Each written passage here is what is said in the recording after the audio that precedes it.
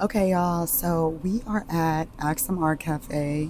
It is a beautiful place dedicated to our culture, and it also doubles as a coffee shop. I come here a lot to do client work and also just to be inspired creatively. It is right here on Front Street in Phillipsburg, which is essentially like a city center or what locals like to call town. And it has like shopping, and it's a large entertainment plaza and just a very busy and inspirational place to be. So I couldn't take the trip without bringing y'all along with me for today's video. So let's get into it. So, sometimes as we become aware of aspects of ourselves we've developed through certain negative presenting challenges or soul plan checkpoints, there's this sense of loss and fear through the shedding of those things. But we can try to consider this as just one part of a sort of de identifying process that's helping ready us for a new positive growth. And, it's not what we learn from programs that define positive growth as self improvement, like there's something wrong with the current you. And definitely not growth defined by the correct or right path, but growth that is designed to align you with what is more deeply fulfilling to you, oftentimes rather than what you've grown accustomed to as safe. Because sometimes the safety we've learned is only what we've known has helped us stay ahead of different forms of pain and fear, where we're embracing the comfortability of like, well, I'm more secure in knowing how to move this shit pile around because this is my shit and it's been working.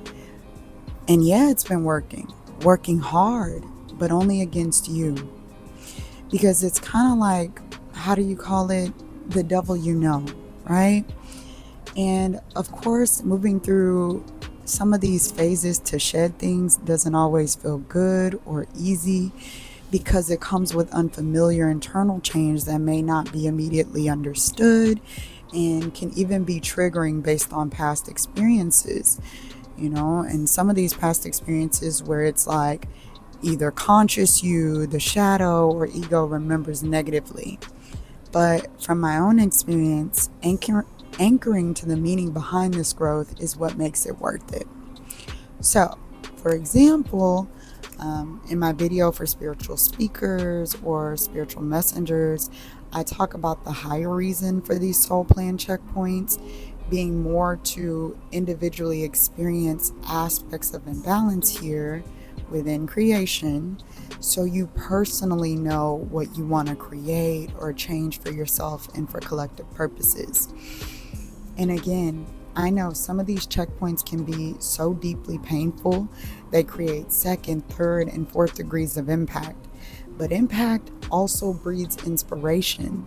So, what you can count on is that once experienced and having some of the effects of this come into your awareness, by spiritual law, you're free to choose and have the right to choose what the creation or change you're inspired to looks like for you.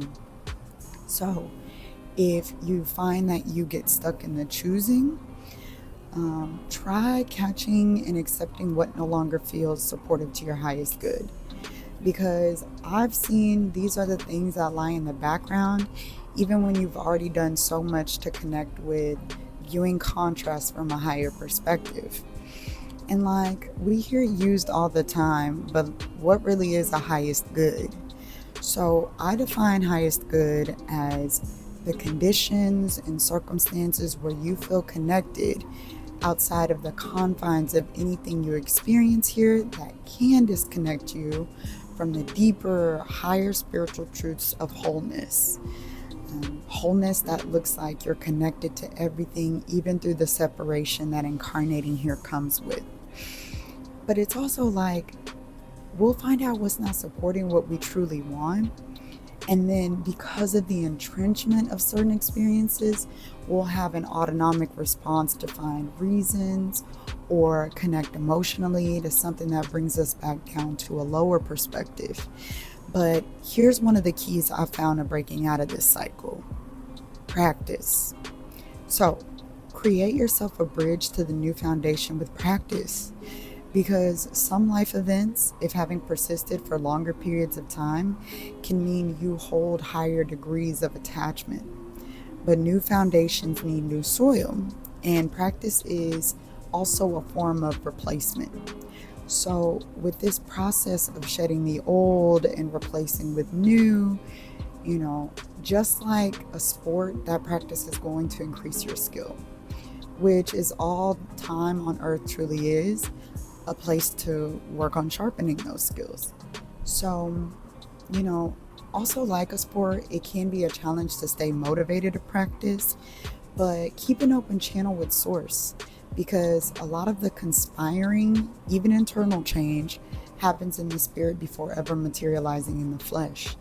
And sometimes when we're in the creation phase, or what some might refer to as a becoming, which I feel is more of a returning since these things were all under what you truly are, we can become impatient and susceptible to putting more physical action into things.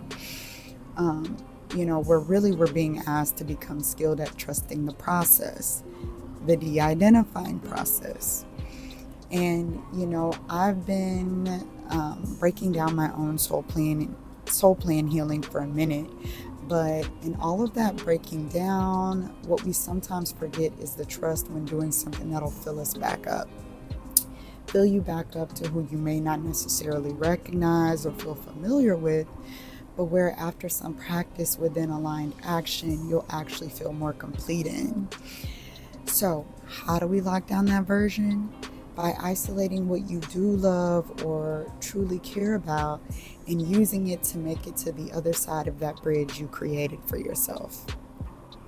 Okay, babies, if this resonated, please like, share, and subscribe for more encouragement and advice from revelations inspired by my own journey and conscious connection. Okay, I will see y'all in the next video. Bye.